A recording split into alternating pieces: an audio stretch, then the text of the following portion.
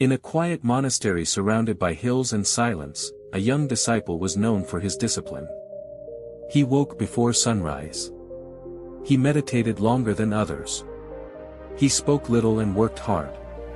But inside him, something had stopped flowing. Months ago, someone he trusted deeply had hurt him. Not an enemy. Not a stranger. A brother. They trained together. Ate from the same bowl. Protected each other. When others criticized that brother, the disciple defended him. "He is not like that," he would say. "You misunderstand him." But one evening, during a gathering, something broke. Some monks began pointing out the disciple's mistakes. They laughed at his slow progress. They mocked his questions. And the one person he trusted most, he laughed too. Not an uncomfortable smile. Not silence. He laughed loudly. The sound entered the disciple's chest like a blade. That night, he did not sleep.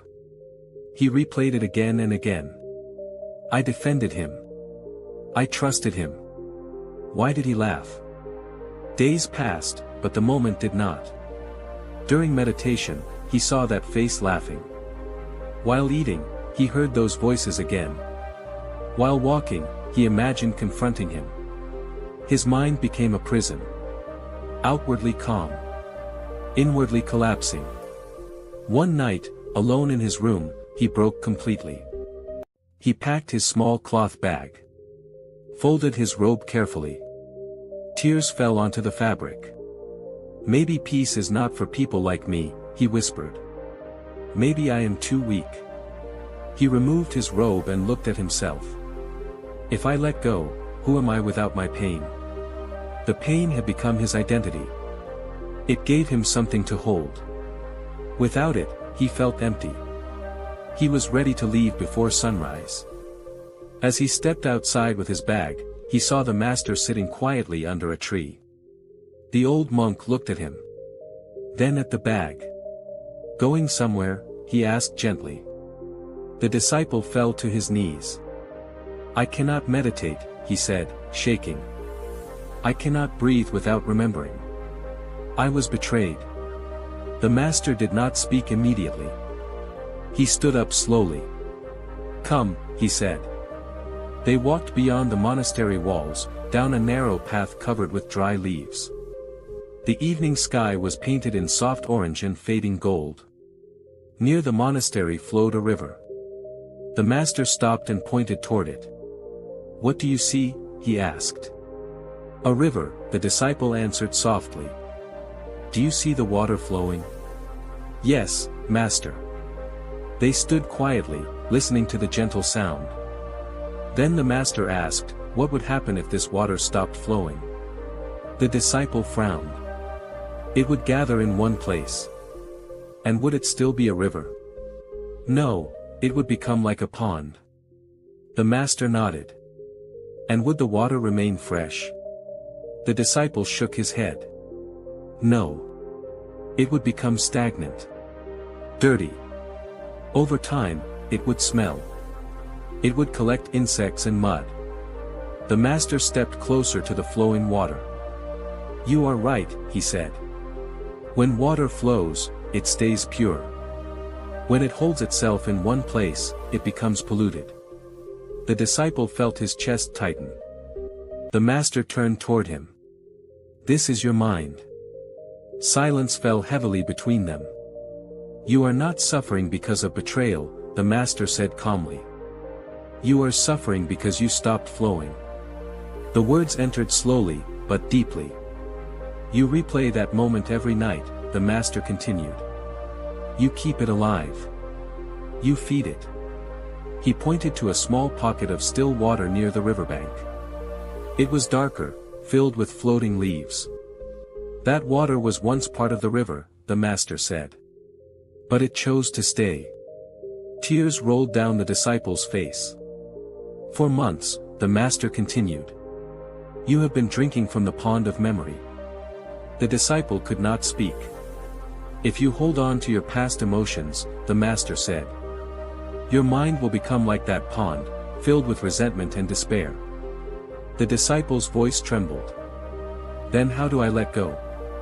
The master bent down and picked up a small stone. Throw this into the river. The disciple threw it. Ripples formed, then disappeared. The river did not fight the stone, the master said. It accepted it. And kept flowing. The disciple watched the water carefully. Letting go begins with acceptance, the master continued. Accept what happened. Accept your pain. Accept that everything changes. He paused. Holding on to the past will not change it. It will only steal your present. The disciple whispered, but the laughter still hurts. Yes, the master said gently.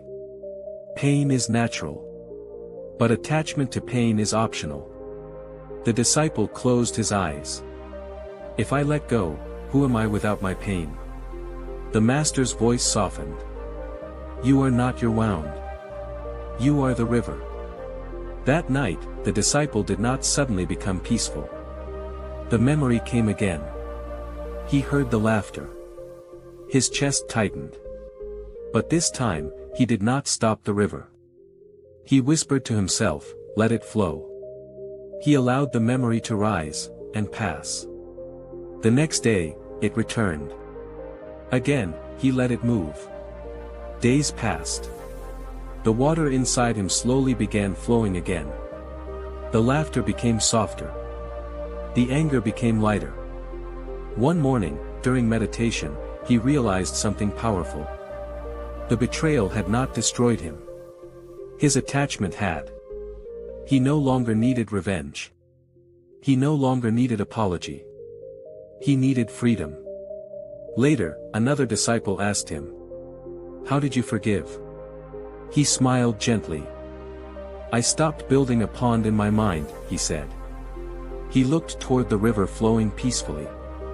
Life is a river, he continued. If you stop at every hurt, you will become stagnant. He took a deep breath. The past is not heavy. Your attachment is. Stop holding yesterday's water. Let it flow. And live. If we see in our life, we will understand that we are not suffering only because of what happened to us. We are suffering because we keep replaying it. Someone laughed at us. Someone betrayed us. Someone misunderstood us. The moment passed, but we did not let it pass. We hold it. We think about it at night. We relive it again and again. Slowly, our mind becomes like a stagnant pond, heavy, dark, and tired. Life is meant to flow like a river. Pain will come. Stones will fall. People will disappoint us. But if we keep flowing, we remain fresh. If we keep holding, we become polluted inside. Letting go does not mean the pain was small. It means your peace is more important. Do not stop your life because of one moment. Let it flow. And allow yourself to breathe again.